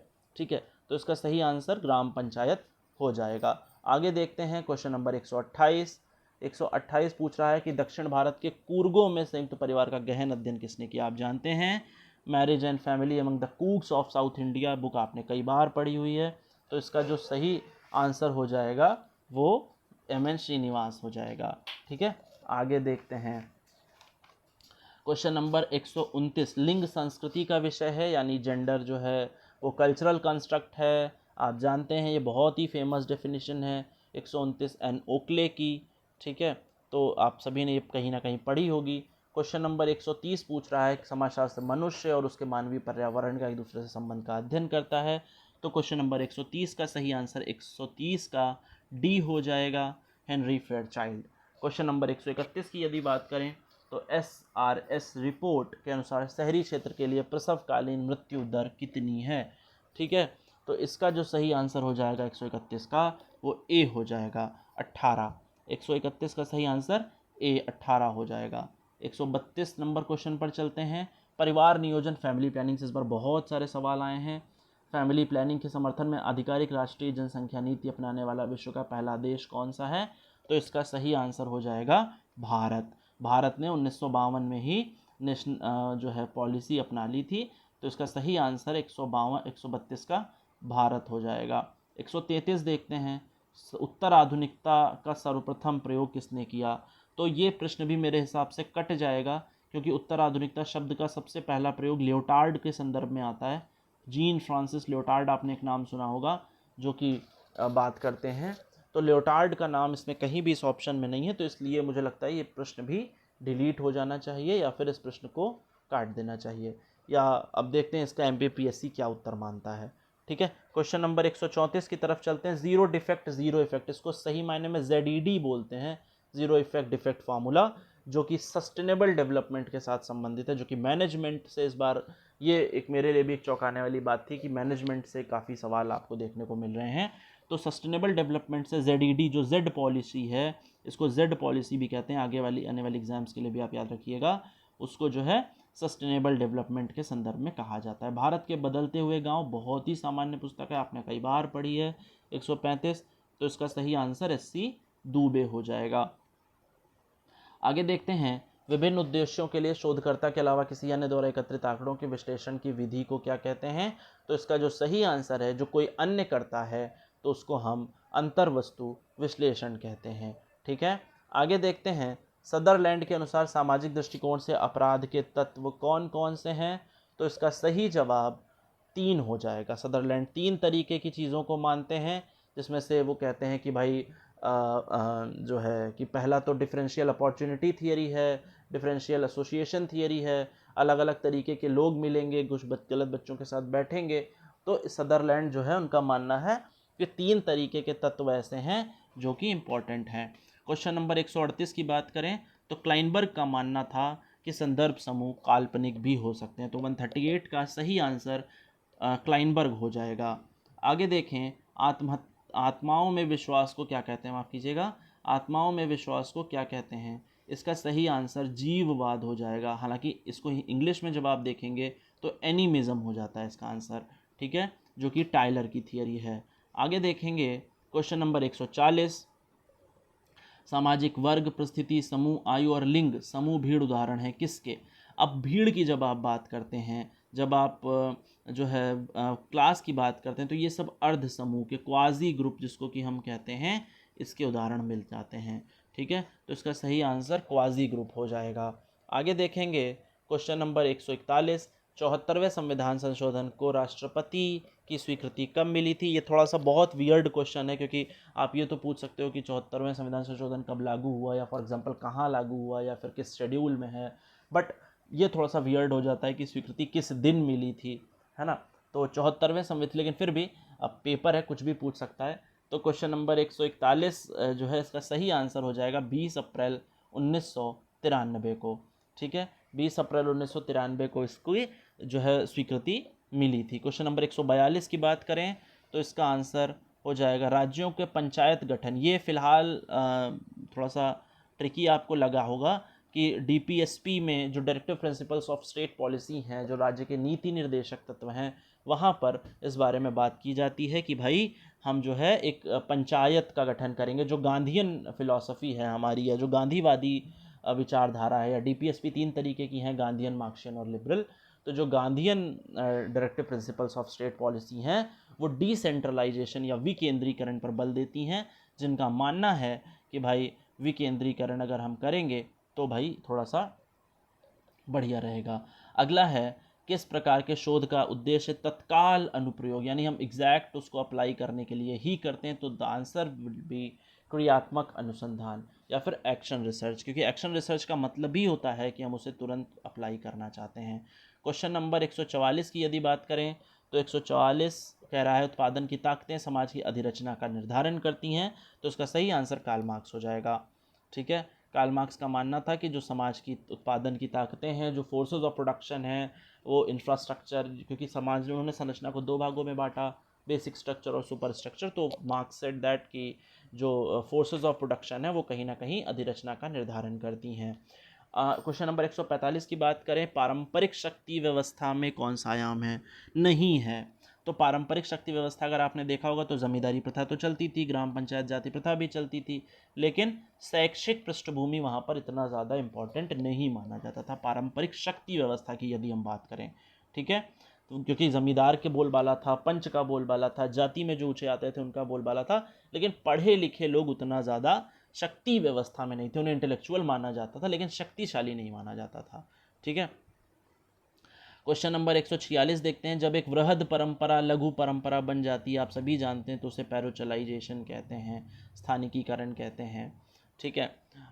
147 नंबर अगर क्वेश्चन देखें तो सामाजिक विज्ञान में एक ही चीज़ एक सॉफ्टवेयर का बोलबाला है जिसको SPSS कहते हैं, जैसे कि हम statistical package for social sciences भी कहते हैं। जैसे कि कॉमर्स में या वाणिज्य के क्षेत्र में हम टैली जैसे सॉफ्टवेयर का इस्तेमाल करके बड़े बड़े हिसाब चुटकियों में सॉल्व कर लेते हैं, उसी तरीके से समाजशास्त्र के क्षेत्र में हम जो बड़ी बड़ी गणनाएं हमें करनी होती हैं, हम अपने डेटा का एनालिसिस करना होता है, तो हम statistical package for social sciences का इस्तेमाल करते हैं, जैसे कि शॉर्ट फॉर्म में SPSS भी कहा जाता है। क्वेश्चन नंबर 148 को देखें अगर, तो निष्पक्षता की विशेषताओं को सटीक तौर पर दर्शाता है, तो इसका सही आंसर हो जाएगा कि शोधकर्ता जो हो भैया वो कम से कम निष्पक्ष हो, अनबायस्ड हो, साक्ष्यों को सत्यापित करे और बिना किसी बायसनेस के निष्कर्ष निकाले। तो 148 का सही आंसर C हो जाएगा। क्वेश्चन नंबर 149 देखते हैं, कौन सा परिप्रेक्ष्य विभिन्न समाजशास्त्री सिद्धांतों को केंद्र में रखकर समाज के यथार्थ को प्रस्तुत करता है? तो इसका सही आंसर थ्योरेटिकल पर्सपेक्टिव हो जाएगा, जिसमें कि हम थ्योरीज़ की मदद से अलग अलग तरीके की थियरीज़ जो हैं उनके माध्यम से अलग अलग पर्सपेक्टिव से देख करके चीज़ों को एनालाइज करते हैं। लास्ट क्वेश्चन आज इस पेपर का, जो कि बड़ा लेंदी और बहुत थकाऊ पेपर था, उसको एनालाइज करते हैं। आइए, तो क्वेश्चन नंबर 150 जो है इसका, अभी इस वीडियो में हम लोग जो है कट ऑफ की भी गेस करेंगे, थोड़ा सा इस बात को जानने की कोशिश करेंगे कि पेपर कैसा रहा, ठीक है। तो बने रहिएगा हमारे साथ। क्वेश्चन नंबर 150 को देखें अगर, तो मानव क्रिया सामाजिक व्यवस्था द्वारा निर्देशित मानदंडों से निर्देशित और नियंत्रित होती है। ये बात पार्सन्स का मानना था, जो उनकी बुक है स्ट्रक्चर ऑफ सोशल एक्शन, उसमें वो इस बारे में बात करते हैं। कुल मिलाकर के अगर हम देखें तो पेपर का जो स्ट्रक्चर है या पेपर जिस तरीके का आया है वो बहुत ना तो बहुत सरल है और ना ही बहुत ज़्यादा कठिन है, ठीक है। लेकिन अगर फिर भी अगर पेपर के लेवल की आप बात करेंगे तो ये कठिन ज़्यादा होता दिखाई देता है बजाय इसके कि सरल। तो अगर आप बात करें एक सामान्य स्टूडेंट की, तो चूंकि इसमें निगेटिव मार्किंग नहीं है, ये एक बहुत बड़ा ड्रॉबैक है। मुझे लगता है अगर कहीं इसमें गलती से निगेटिव मार्किंग भी हो जाती तो शायद बच्चे ढूंढने पड़ते और तब बच्चे मिलते, है ना। क्योंकि मुझे नहीं लगता कि नेगेटिव मार्किंग के साथ इस लेवल के पेपर को, क्योंकि जिसमें इतने सारे स्टेटमेंट पूछे गए हों, जिसमें इतने सारे थिंकर्स पूछे गए हों, जिसमें इतने सारी डेट्स पूछी गई हों, इतने सारे स्टेटमेंट पूछे गए हों, वो मुझे लगता है पेपर बड़ा कठिन हो जाता है। तो 150 में से मुझे लगता है अगर सही प्रश्नों की बात करें तो मुझे लगता है 90 से 100 क्वेश्चन कर पाना ही एक मतलब 90 से 100 प्रश्न सही कर पाना या बहुत मैक्सिमम 110 प्रश्न सही कर पाना ही सही होगा। लेकिन अब चूंकि तुक्के लगाने वाले भी इसमें शामिल हैं, चूंकि इसमें नेगेटिव मार्किंग नहीं है, तो आप इसमें थोड़ा सा दिक्कत हो सकती है कि हो सकता है किसी का तुक्का सही लगता हो, किसी ने सही गेस किया हो। तो इस स्थिति में आप देखेंगे कि भाई पेपर की कट ऑफ जो है थोड़ा सा अप जाएगी। लेकिन फिर भी अगर हम देखें तो कट ऑफ जो है बहुत मुश्किल नहीं है, बहुत कठिन नहीं जाएगी, बहुत ऊपर नहीं जाएगी, क्योंकि पेपर का लेवल अच्छा खासा है। और इस तरीके के पेपर की एमपीपीएससी से तो एटलीस्ट उम्मीद नहीं की जा रही थी, लेकिन एमपीपीएससी ने काफ़ी खतरनाक पेपर बना करके अपने आप को साबित कर दिया है और स्टूडेंट्स के पसीने छुड़ा दिए हैं। ठीक है, तो एक कठिन पेपर के साथ एक जो है काफ़ी अच्छे क्वेश्चंस भी हमें मिले, काफ़ी अच्छे सारे सवाल मिले जो कि आपको आगे के लिए भी प्रिपेयर करेंगे। तो इसलिए बिल्कुल भी परेशान मत होइए, मुझे लगता है कि बहुत ज़्यादा कठिन पेपर नहीं है। तो इसलिए अगर आप प्रैक्टिस करेंगे तो अभी बहुत सारे एग्ज़ाम लाइन अप हैं, उसमें आपको ये मदद करेगा। ठीक है, तो मुझे लगता है आज की इस वीडियो में इतना ही। हम लोग नेक्स्ट वीडियो में मिलेंगे, तब तक के लिए ध्यान रखिए अपना, वीडियोस देखते रहिए, रिवीजन करते रहिए। Thank you so much.